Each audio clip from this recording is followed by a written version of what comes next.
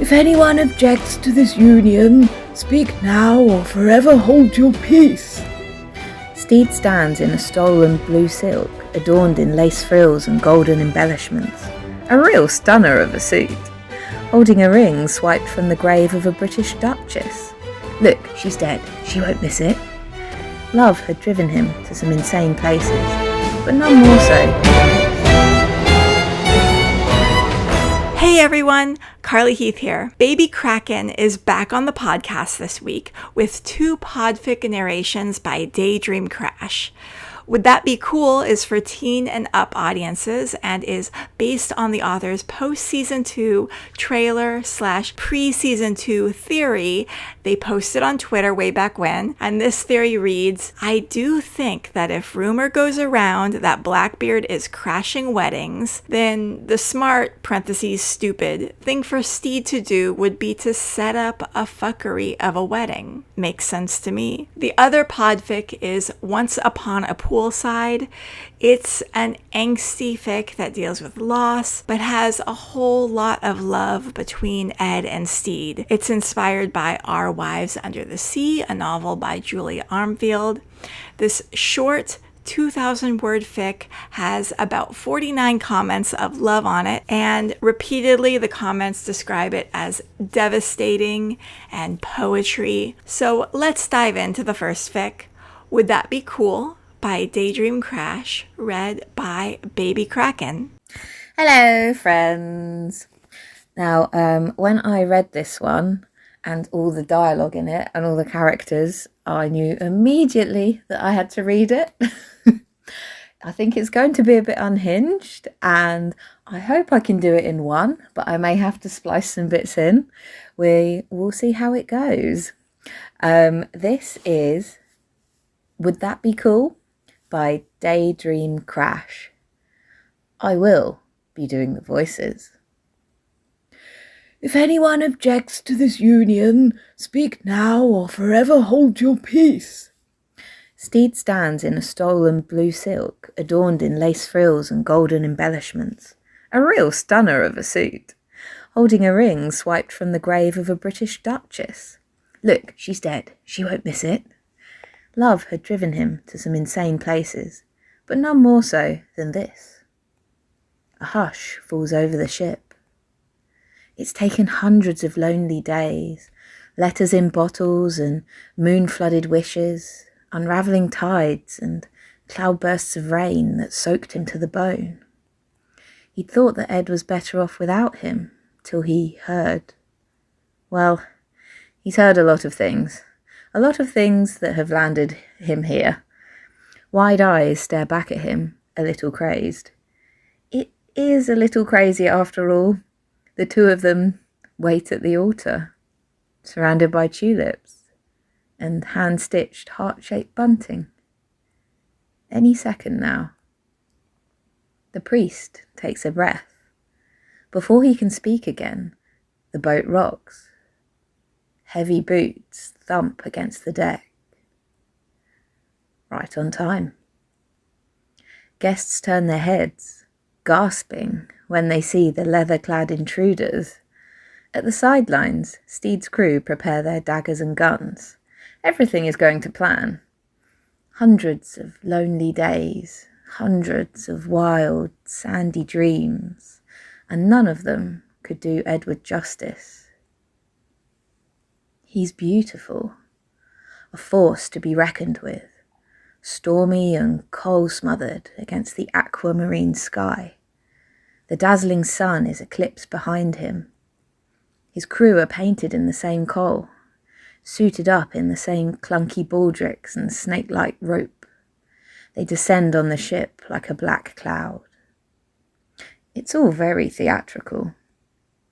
Ed slices a knife through the icing of the cake that Roach made and licks it off the silver blade. Sweet like 7 sugars, sharp like wanted posters, and the nefarious rumours floating around the Republic of Pirates. He blinks slowly. It's as though all his movements are hazed in a smoke fog. Screams, gunshots, blades through flesh and splintering bones, and the merry accordion march.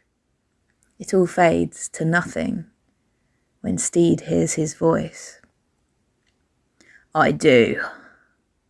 Stede grins. Opposite him, so does Anne. She draws her sword with a piercing metallic scrape and thrusts it into the priest's stomach. "You were just supposed to stun him," she shrugs. "Every fuckery has its victims." The Bible thuds to the floor with him, blood splattering the pages and the white ribbons on Stede's shoes. God, the fuckery had brought Ed here, and that's what matters. He couldn't resist, not when he heard the rumours. Blackbeard, wedding crasher, terrorising the rich who chose the ocean as their place to join in holy matrimony, lacerating celebrations of love across the West. Stede and Anne Bonny crossed paths at her store of antiques. He'd been perusing for some new decorations, something that'd really sell the show. Enjoying the luxury of shopping once again, or, at least, with his newfound peasantry, enjoying the luxury of browsing. They bonded over a Louis XVI giltwood console, and Stede soon discovered 3 things. Anne was mad enough to want to stand in the warpath of the most dreaded pirate at sea. She had an excellent eye for furniture, and she was gayer than a dolphin with a cello. So he had himself the perfect partner in crime. Mary, Anne's partner, not Stede's ex, had said, "If anything's going to get old Teacher's attention, it's this." She also said, "You're a bloody loon." And Stede knew then that the fuckery was fully afoot. These women had Ed written all over them, and Ed had them written all over him. And it was just lovely, actually, to keep discovering pieces of Ed, his past and the people who made him who he is, even when they were apart. No longer. Ed's here, stomping down the aisle, sullying scattered white petals with the gunpowder on his boots. The torn leather of his coat flaps behind him in the breeze like a gown. Stede watches him, with tears in his eyes. Joyful tears. Best day of his life tears. "Can't believe I found you again. God, what have you done to your face, you nut?" Tears. "You do?" he gasped. "Object," Ed says. His voice is gruff, and his eyes lock onto Stede for the first time since he boarded the vessel. He's going to kiss him or pick one of the 9 guns slung around his torso to shoot Stede's leg with, probably. Right, it just sounded like... I meant it like I do object. No, of course. But you know what people usually say at weddings, so... Not the weddings I go to. Stede smiles an unstoppable smile. Ed's here, and he's gorgeous, and he's funny. And Stede wants to hear about every bride and groom that bit the dust before they ever made it to I do.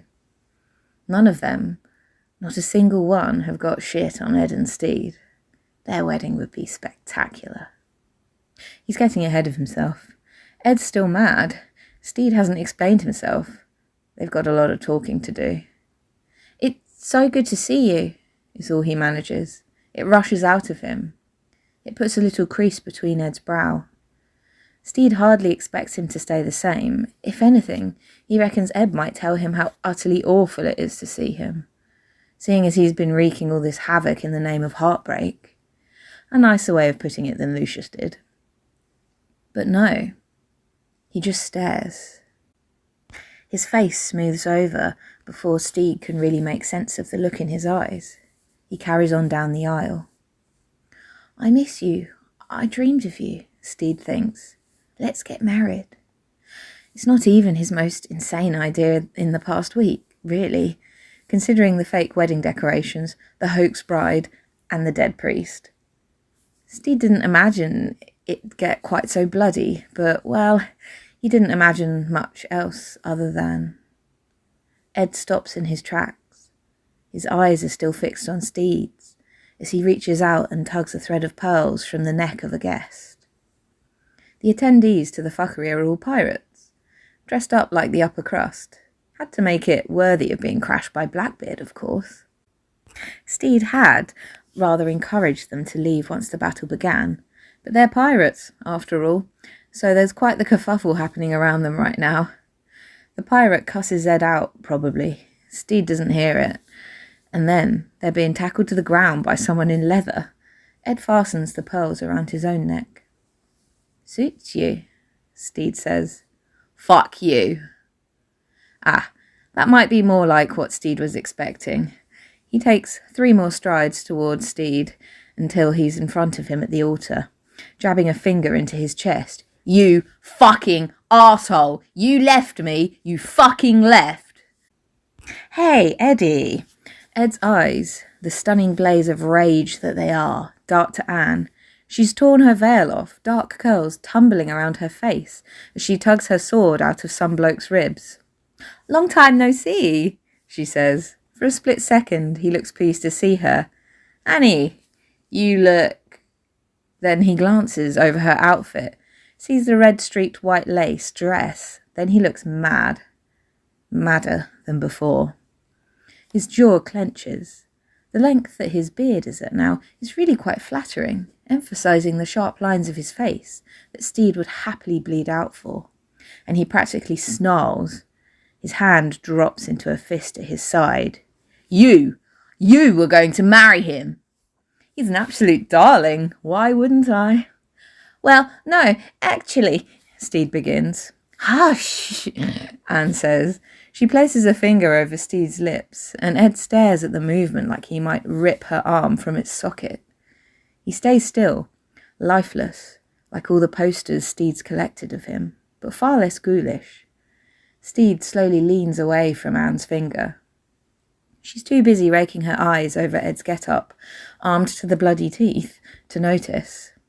"You've been a bad boy, haven't you, Eddie? Though I think Stede here likes 'em bad." Stede opens his mouth, shuts it, doesn't have much of an argument against that.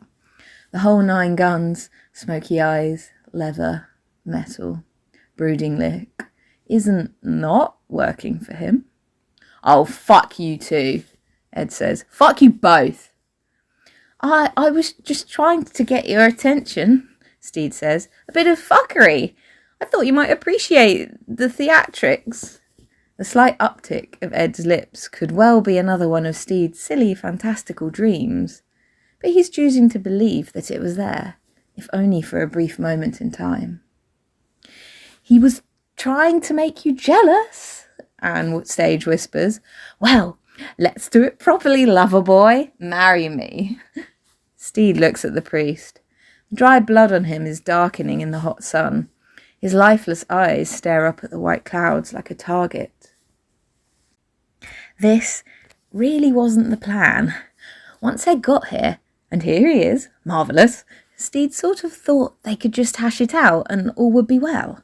Anne and Mary could go back to land, Ed and Stede's respective crews could bugger off back to the Revenge and let Ed and Stede, well, talk, yes.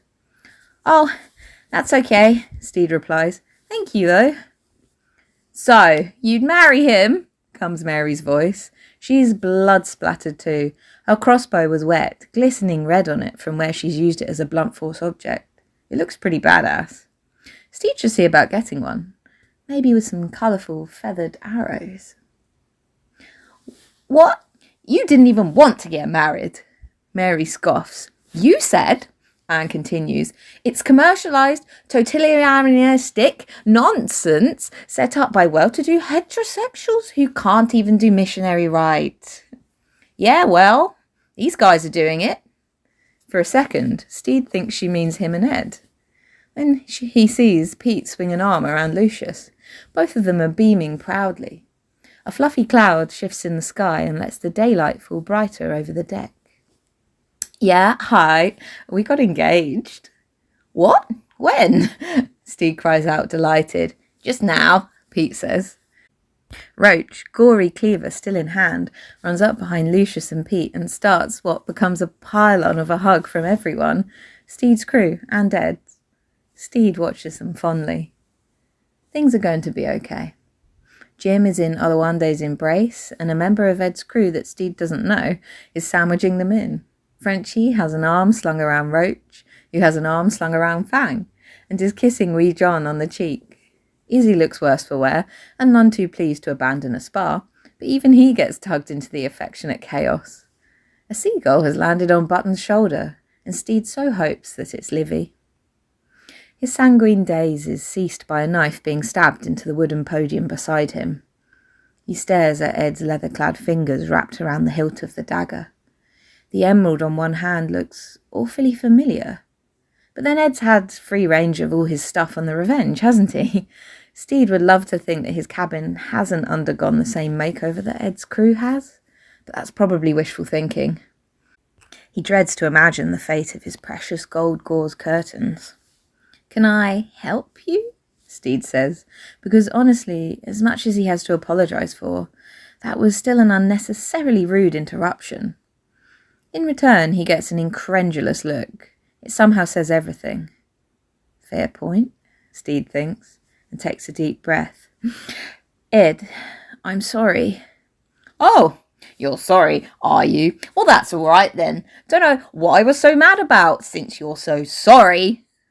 "Let me finish, will you? Jesus!" I don't know. Not sure I want to hear a word you have to say, actually." "Well, too bad, because I'm going to say it." "Well, I'm not going to listen." Ed looks away. His eyes first land on the exuberant reunion of the crews. He rolls them, looks up to the sky, but the sunlight is far too intense. He squeezes them shut, sighs. Is definitely listening when Stede says, "I was scared. Not of you, of myself, of how badly I wanted to just pack everything up and run away with you. But, Ed, life doesn't work that way." "Could have done it if you weren't a dick." "No," he says. "It couldn't. Believe me, I already tried it once.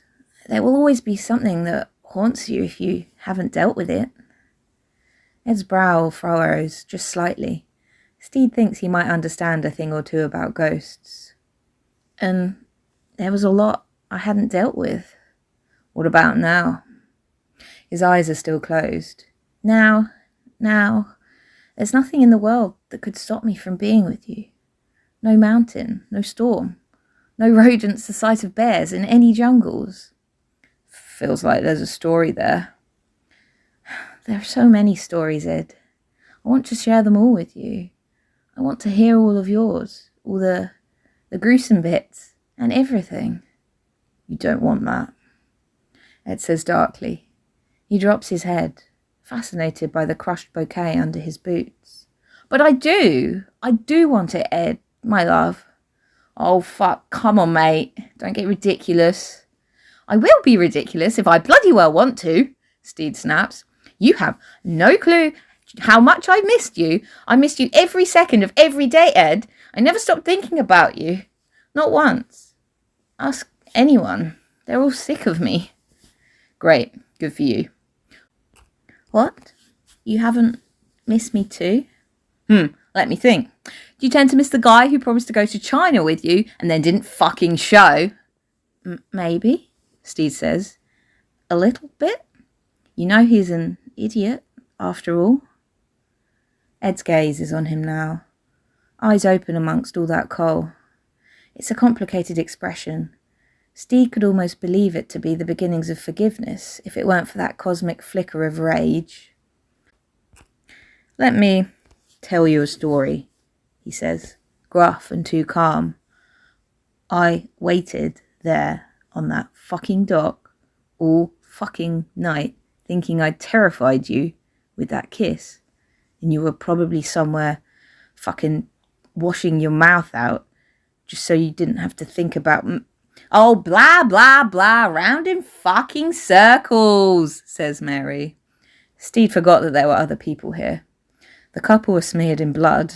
There are fresh scratches over old scars on Mary's face, and there are pink and toothy bruises all down Anne's neck. Most of the white dress has been torn, and Stede thinks they must have been doing something a little more than fighting. But then Anne tugs a feathered arrow out of her thigh, so he's slightly at a loss. "If you two are arguing this much over one tiny fucking mistake this guy made," Mary says, gesturing to Stede, "you've got no hope at an actual relationship." "It wasn't a tiny mistake," Stede argues. It was actually a rather monumental fuck-up, and I'm deeply sorry. And you two are sort of ruining the vibe of my grand apology. You were meant to help. Can't expect help from a nutter like Anne, Ed says to him, leaning closer as though it's just for Stede's ears, sharing secrets like they used to over brandy in the co-captain's quarters. Tell me something you've never told anyone, followed by a hesitant confession. I thought that bar of soap that Pete raided stunk, and I'm glad it slipped out of his hands and over the deck, followed by an exaggerated gasp and an impressed, Stede Bonnet, you bitch. He wants to divulge in soft whispers and laughter once again. He thinks that they will, someday soon. She definitely agreed to this just to screw with you.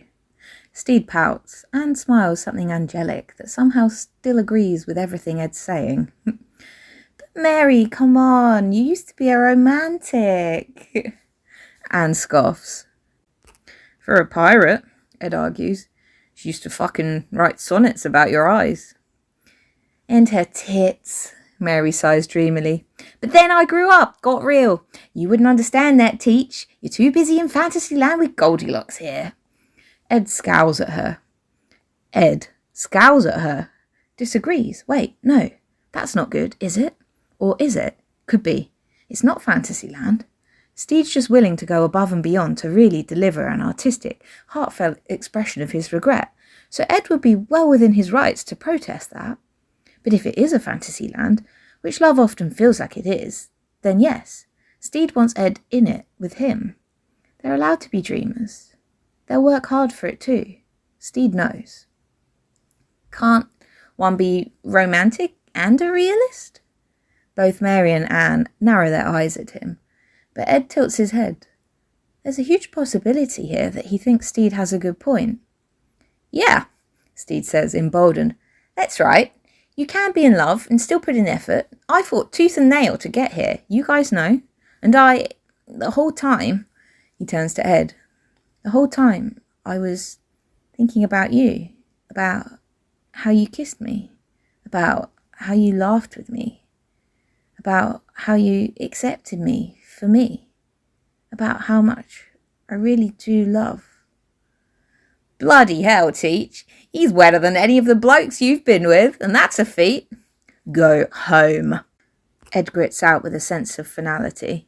You hear that, Annie? Let's go home. Maybe to our big pile of junk that nobody wants to buy. Maybe if we're lucky, another sad pair of twats will drop round and we can fuck with them too, hey? Ed turns to Stede and pulls a face at him. One that invites Stede to laugh, just a little. There's hope in it, he thinks. That silliness.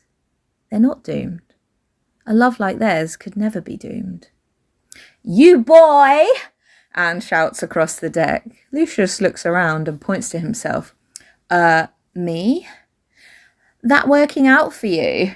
She asks, gesturing between him and Pete. Oh yeah, big time. Lucius rushes out, happily. His arms seem to be permanently wrapped around Pete. Stede smiles at them. Anne raises an eyebrow at Mary. Might have stabbed the priest, but there's a wedding yet to happen here. You do look sexy in that dress.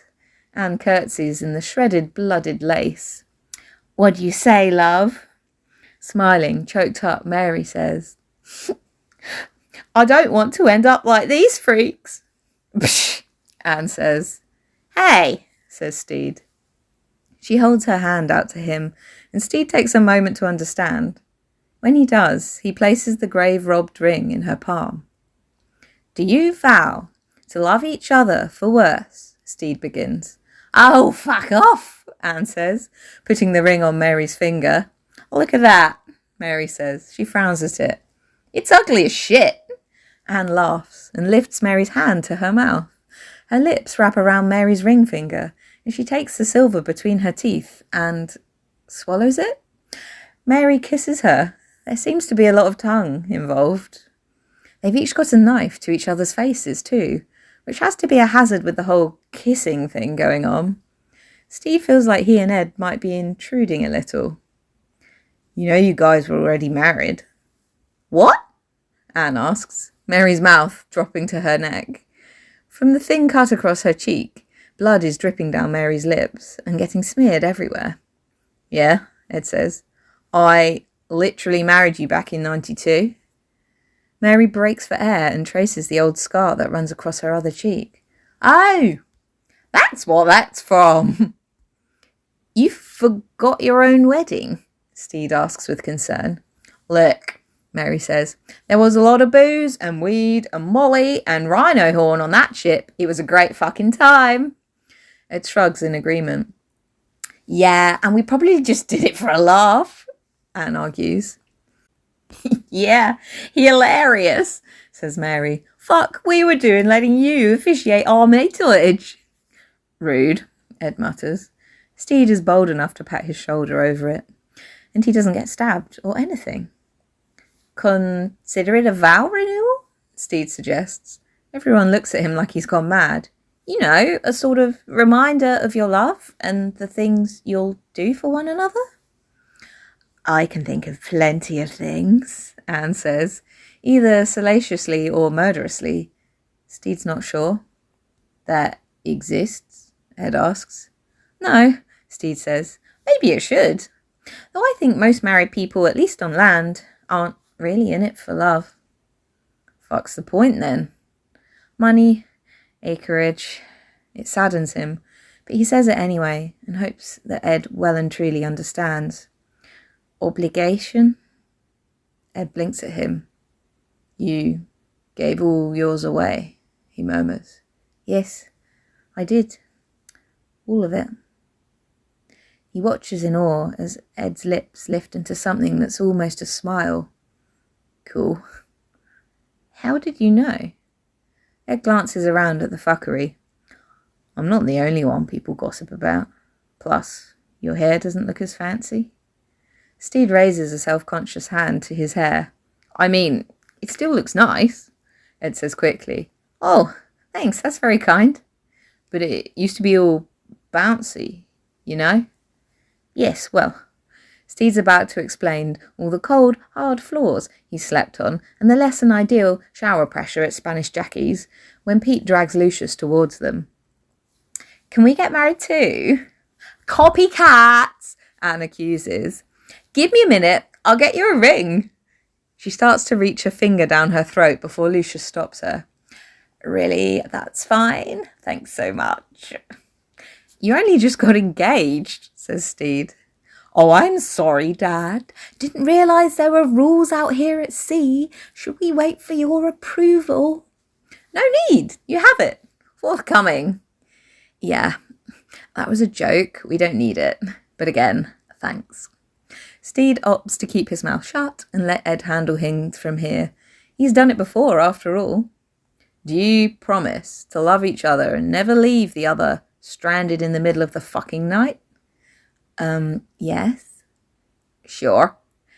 And do you promise not to chuck each other's shit overboard when you're mad? How much shit? Stede turns to ask. Ed glances at him out the corner of his eye. These are basic vows. Not the books. Ed looks back to the couple in front of him. Ed, not the books. Oh boy, says Pete. Can we get someone else to do this, you think? No, I got it, Ed insists. You vow to always keep promises to each other and not be two-faced liars. Frenchie! I'm sorry I lied, Stede whispers to Ed as Frenchie leaps over to deliver some more appropriate vows. Ed's watching the proceedings. Stede watches his face closely. He looks so different. There's a little more silver in his hair, and with the shorter beard there's so much more of his face on display, covered in kohl though it may be. He has a freckle on the left side of his neck, in the sort of place that one might be compelled to kiss, to feel the flutter of a pulse under their lips, once they were let off the hook for their foolishness. Stede can see the movement of his Adam's apple. He looks the same too, has all the same mannerisms, blinks in the same way. Stede missed watching him blink. Stede missed seeing the rise and fall of his every breath. It's just, I was so scared. I know. Stede's heart soars into the sky like a new flag being raised. This particular flag is cartoonish and sparkly and adorned in hundreds of pink and red buttons, like the tackiest celebration cards he's seen in those funny little shops that sell inflated shapes on string and mini trumpets. God, are all pirates this fucking sappy now? He can hear Mary saying as Lucius and Pete smile dopily at each other and agree to keep each other's ship afloat. Or are we just getting old? Anne says. Bullshit. It's him. He's melted them all to mush, Teach included. Ed, for his part, is doing his best to act like he can't hear them. There's something almost fond, softer than the storminess he's boarded the ship with, in his eyes. I promise I will never lie to you again, Stede tells him. Ever. Ed turns his head. He contemplates Stede's face. What do you think of the look? This look? Stede swallows. Well, the black makes your eyes pop, rather handsomely. But it could use some artistic direction, rather than just being smudged everywhere. But it's creative, and, I like your beard. It's a nice length. The guns are overkill, and that's a lovely ring you've got.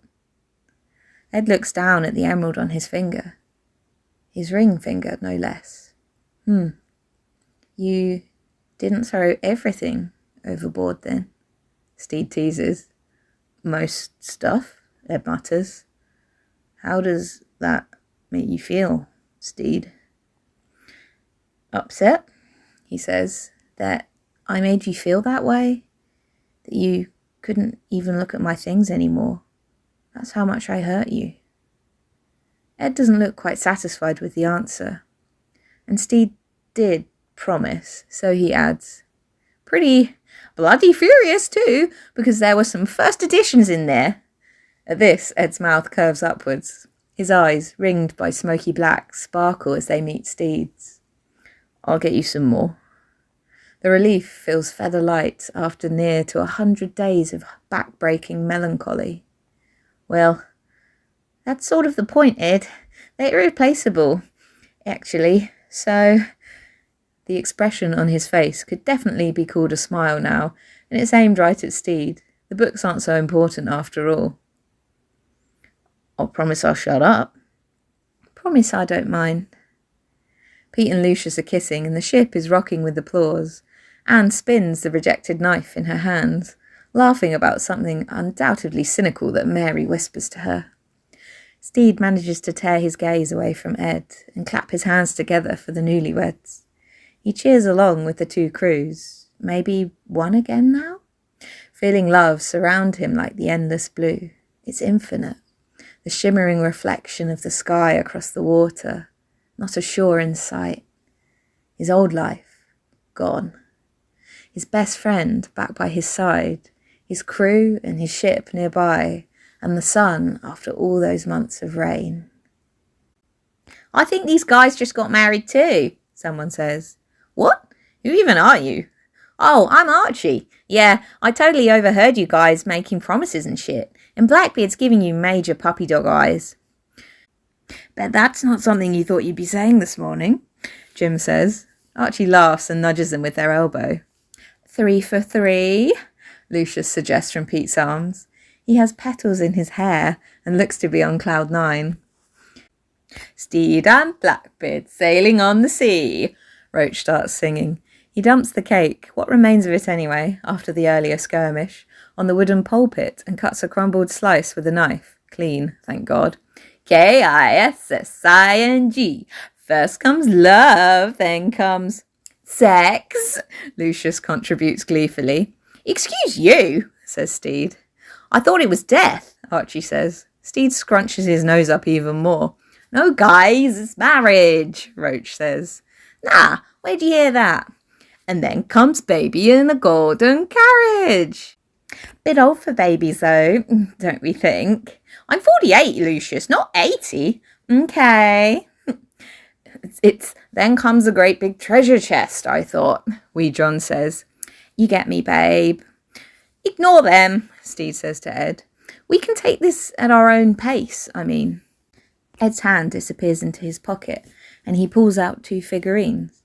One is dressed in peach and has a head of blonde hair. The other has a billowing blue gown, and it's been painted over in the same kohl that Ed has on his. Ah, it's them, Stede realises. Ed places them on top of the mess of sponge and icing. He has a look in his eyes that threatens to rip the head off anyone who asks, so Stede doesn't. I got the suit all wrong. I prefer you in blue. He'd prefer you out of it, Lucius says, and Wolf whistles. Stede worries about the sort of friendship those two would form. Ignore them, Ed says this time. He's wearing fingerless leather gloves, and his nails are painted a shiny black. Even chipping away, Stede is charmed by it. He handles the cake toppers so gently, with slender fingers that make Stede wonder if Button's constant talk of transmography could extend to letting Stede be a doll in a fancy peach suit in Ed's pocket for a little while. He takes his own figure and moves it closer to Ed's. Ed slides his in closer too. I love your dress, Stede says as the cake topper version of himself. Ed huffs out a pleased sound. Thank you, he murmurs, eyes fixed on the figurines. Stede, do you promise to stop dragging us around the Republic of Pirates to rip down every wanted poster and find somewhere else to sleep so we don't have to listen to you moan his name all night long? Stede splutters out a protest at such rudeness, but at the tease of Ed's raised eyebrow and the fact that everyone else seems to agree with Roach, he sighs, Yes, I promise, but really, thank you guys for all your help. You've been fantastic. Yeah, Blackbeard, Ed, sir, do you promise to stop being a dick and make up for all the trauma and stuff by giving us all your gold coins and cool knives? Yeah, I reckon I can do that. Oh, I have one. Stede, do you promise I get all the grisly details before anyone else when you two finally get it on? Izzy groans in disgust and buries his face in his leather-gloved hand. Oh, like you're not going to have your ear pressed to the door, please. Lucius, that's wildly inappropriate. He promises, says Ed. Stede looks at him, jaw dropped, betrayed. Ed winks, and Stede feels himself melt through the cracks in the floorboards like the chocolate frosting from the cake. Oh my God, can you promise this is over now? Please, God. Fuck off, Anne. Go sell your fucking spider-infested wardrobes if you're so bored. We're not doing that anymore, Anne says. Yeah, we're going to go back to sea and be proper pirates and undo whatever damage that fop has done. Well, marvellous, Stede exclaims, too wrapped up in Ed and the story their dolls are living in to really be offended. You may now kiss, since that's what we're doing at weddings now, apparently, Roach says. Ed moves his figurine against Stede's, tentatively pressing their faces together. The kohl smudges over the yellow paint. Stede wonders if his own face, the flesh and blood one, would end up smeared in Ed's makeup if they were to kiss right now. It makes him feel seasick, if being seasick was actually a very delightful experience. With the miniature Stede, he presses forward, practically swooping the miniature Ed back in a glorious fairy tale kiss. Ed grins at the tiny replicas of them. He looks up at Stede. This is the first page of forgiveness. His eyes are soft and sweet in the sun, and Stede would, and will, move mountains for him. That shade of brown practically demands it. Ed leans in and kisses him for real. He's warm and gentle, and he tastes like icing. It's at slightly the wrong angle, and their teeth scrape each other's, and Stede's fingers snag in Ed's hair. But it's fairy tale. It feels like getting lurched across deck if there were rainbows and cute fluffy teddy bears involved. On steady waters, the boat quakes with the ovation from their friends, old and new. When Ed pulls back, he's glowing, and his face has a little less kohl on it than before. Stede has to kiss him again. End of fic. I absolutely adored recording that. Just the sweetest story and absolutely phenomenal characterization there. So much fun to read and excellent dialogue. Please head over to AO3 to give Daydreamcrash all the love, likes and thank yous for this most excellent of fics. I would also like to add that this podfic has been sponsored by the 4 litres of honey and lemon juice I have been drinking throughout recording today. That was Would That Be Cool by Daydreamcrash, beautifully read by Baby Kraken. Next up is Once Upon a Poolside, also by Daydreamcrash, and also read by Baby Kraken. Hello friends. So it's 2 a.m. in the UK and I just read this very beautiful and very sad fic and decided to read it for you. There's a warning here for grief and mourning, and it doesn't have a happy ending, but it's incredibly beautifully written and it's quite lovely in its own way. This is Once Upon a Poolside by Daydreamcrash. Ed still goes swimming every day, first thing in the morning, last claws of darkness scratched into the sky, half a croissant in his stomach. It's an old habit. You'll get dizzy if you don't eat something, sweetheart, still etched into his very being, an echo of coexistence, leftovers from a partnership halved. Like how he still avoids the crowded town centre on the weekends, because it had always been too overwhelming for Stede. Like how he still sleeps on the left side of the bed he has all to himself now. There are spaces in his life that Stede will never stop taking up. There are sweet, easy moments he'll never get back, wasted on sleepy mornings, when Stede would get out of bed and Ed would burrow further in, a soft kiss on his cheek to lull him back to sleep, when Ed would shuffle into the kitchen some cosy, indiscernible time later to find Stede munching a smile around a slice of toast. "You slept in," he'd coo affectionately, like Ed was an old Chartreux cat that had spent all day lazing in sunbeams, to which Ed hummed a vague agreement, accepting his greeting of a forehead kiss as he sat at the table and poured himself a glass of apple juice. "Day out still?" "Yes, please," Stede would reply, sweeter than the marmalade he spread on Ed's toast for him. He'd scratch the whiskers of Ed's beard whilst feeding him a full breakfast, and fine, Ed would practically purr with it. "I'm itching for a swim." "Itching to get me shirtless, more like," Ed joked back, and Stede would have to go about proving that he could do that any time he liked. Dizzy, anyway, full-stomached, but light-headed on love, they'd eventually make their way to the local baths, cusp of an afternoon. Blue laps under the sun's hot glow through the glass, lunch afterwards at the cafe on the corner, plain cheese toasty from the kids' menu for Stede, and soup of the day for Ed. 2 loose-leaf teas swirling steam between them. Home before rush hour for a fluffy blanket and some telly. Before Stede got restless, before weekly leisure swims became daily compulsions, a great yawning appetite for the water that wouldn't wait for the rest of the world to wake up. Another old habit, another piece of him lodged in Ed's ribs. Ed still goes swimming. He just goes alone now. The sun doesn't glow over the pool this morning, but it will soon. The days are breaking earlier and earlier. The cold, bitter dark is losing grip. Queen Anne's swimming pool is easy enough to break into. He knows that from countless nights trespassing, giggling, floating under the stars with Stede. But he hasn't dared to try it since he started making these trips on his own. He hasn't needed to in the winter. He might have to start again just so he can swim in the pitch black.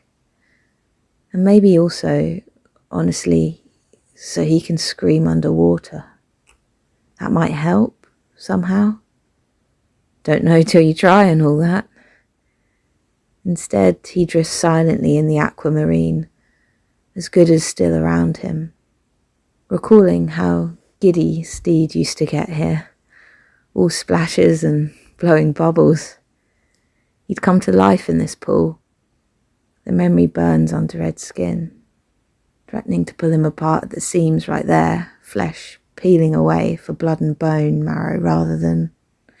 He kicks up and gasps for air, nose stinging, lungs burning. He can see it, that splinter of yellow light way above, threatening to make sparkles of the surface, foreboding grief. Deep breath. He sinks under again. Practically unchanged since it was built, the pool stretches only 30 metres long, barely 2 metres at its deepest. It's a small town sort of pool, often mostly empty save for Ed. This morning there are 2 other people, and he watches the distorted tread of their legs underwater, so terribly fucking human. Stede had never been all that ordinary, not even before. It's what drew Ed to him in the first place. Hair slicked back by salt water, he'd emerged from the surf, glistening, pale, almost extraterrestrial. This was right after he'd toppled right off his board in the most cartoonish collapse of limbs that Ed had ever seen. "I just feel a calling to the water," he'd told Ed, shivering, half wet, still in a black fleece that Ed had given him. Reluctant to part, he'd stayed on the beach as night fell, waves glazed with stars, brine damp on skin. "Always have done. Thought maybe it could be that gold medal from the World Surf League waiting for me."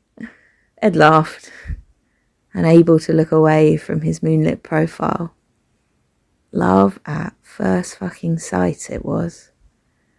That curl of blonde fluffing up as it dried, the reddened tip of his sunburnt nose, the dimple in his cheek. Ed hadn't stood a chance. "Yeah," he'd said. "Don't think it's that, mate." The moon is all but disappearing now, daylight scraping the shadows out of the pool. Ed's skin is pruned as he climbs out, dripping chemical water onto the boggy tiles. One candlelit evening, he'd lifted Stede's hand from the tub, wet and wrinkled, bare of rings, coated in glitter, shimmering divine. They were both melted into citrusy lavender, a bath bomb shaped like a goldfish making peach swirls of the water. "I want to grow old and wrinkly with you," Ed had thought. "I want to share your last name." Their pruned fingers intertwining in the warm flame flicker. You could almost see it, them, decades on, in the same decadent tub that didn't really fit their bathroom. Wet and doubly wrinkled, matching gold bands. It was vivid as anything, that fantasy. Perfect and reoccurring, unequivocal. Even when things started to worsen, to intensify, rather, because, fuck, Ed can't think about it like that. Not when it was so beautiful. Not when it was so Stede. Even then, Ed never quite managed to shake that forever feeling. Hence the pool. The pool was borrowed time. The pool was enough for a while, until it wasn't. And however stubborn Ed is, well, shit, Stede was always infinitely more so. Their second breakup, when Ed didn't think he could do the long distance thing while Stede's job took him all around Europe for a year, Stede sent him postcards from every town, tacky sunsets and landmarks. His handwriting cramped on the back as he waxed lyrical about a bird or a painting he saw that reminded him of Ed and their invincible love. So when the scales started showing, he was straight to Rightmove for a house by the coast. "We'll keep the bath, Phil, for now, and then we'll move to the beach. It'll be fine. You can take up fishing like you've always wanted to. We'll make it work, Ed." An unlikely conversation, but it felt run-of-the-mill in the living room, feet up on the coffee table, TV humming low, the starting drizzle outside making Stede scratch at his knees. "This is it then," Ed had whispered into the darkness later that night, face still tingling with neroli and lemon verbena. Stede had inhaled beside him, tense on the mattress, legs far from Ed's. "You're calling to the water," Ed clarified. Stede turned his head on the pillow. He didn't go out much at this point unless it was to the pool, and his hair had grown out longer than ever, gold curls a mess against dark silk, the odd tiny plait coming undone from Ed's fiddling on the sofa. "No World Surf League medal for me, then." Ed had tried to teach him some semblance of balance, a forever ago by then. 3 breakups and a mermaid tail ago, but never quite managed. "Maybe in the next life, babe." And there in the dark, Stede laughed, watery-eyed, and Ed laughed with him. It had turned torrential outside, hefty on the windows, and Stede had let him touch him for the first time. Reverently, Ed had traced the pale ridges of newer scales. Reverently, he'd placed kisses on the freckled human skin beside gashes of sparkling orange pink. Reverently, he'd sunk inside Stede, slowest they'd ever gone, and been more in love with him than ever before. Because he was beautiful and he was brave, and Ed knew then, even if Stede didn't, that soon he was going to let himself transform, and he was going to tell Ed to let him go, and he loved him all the more for that. So much more. Water ricochets against the shower drain, sense memory of how the rain had sounded that night, ghostly impressions of Stede's laugh tangled up in it. Ed wants to rewrite every time they ever found themselves in this very cubicle, take his fingers away from Stede's lips and let those giggles tumble out unrestrained. He wishes he'd paid more attention somehow, committed every detail to memory through the coiling fog of his desire. Instead, he's left with a hazy impression of half-lidded eyes, wet gold lashes, warm skin just below an ear piercing that never quite healed right, the soft vibrations of a moan against his hand that a kiss there would earn him. Ed has to hit the shower tap when the water splutters out of steam. He cries as it starts up again, colder than lukewarm, tears and soap suds washing the pool away. It's a haunting, and it's not. It's a death, and it isn't. Stede is out there, somewhere, life beginning anew, and Ed doesn't know if that makes it hurt more or less. Stede is himself now, entirely. Ed will never see him ever again. He towels himself off miserably and pulls his black fleece over his head, the static pulling strands loose from his fishtail braid. The back pocket of his jeans feels empty, like forgotten keys, without Stede's hand slipping into it when he leaves the changing rooms. The sun is really setting up camp for the day. It floods, unforgivingly bright through the reception area. He wants the rain back, partly for the grey skies, darker mornings, but mostly for the water, the spools of the clouds, something he can believe Stede has breathed too. He greets the woman at the desk. She always small talks with him, but hasn't mentioned his recent lack of companion. She nods towards the general outside and says, "About time we got some sunshine, isn't it?" "Yeah," Ed says, pulling his lips up to resemble a smile. Because it feels like the right thing to say, and because it's something he would have said before, he adds, "It'll be beach weather soon enough."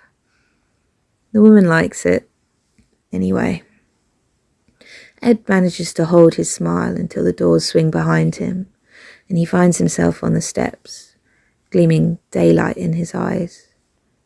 Sharp chlorine snags in the fresh air, and down the street Ed hears the metal scrape of chairs being dragged out in front of the cafe on the corner. The tree that arches over the pool's entrance is mostly bare, but there are pink buds ready to bloom on the branches. Beach weather soon enough. The amber stretch of coast, the salt water, the Stede of it all. Dogs running loose, hands occupied with tennis balls and wet, sandy lashes and other hands. Back home, Ed pulls out a box of memories, heart-shaped rocks, greenish blue and warm brown pebbles, cuttlefish bones, and he misses the beach in his fucking soul.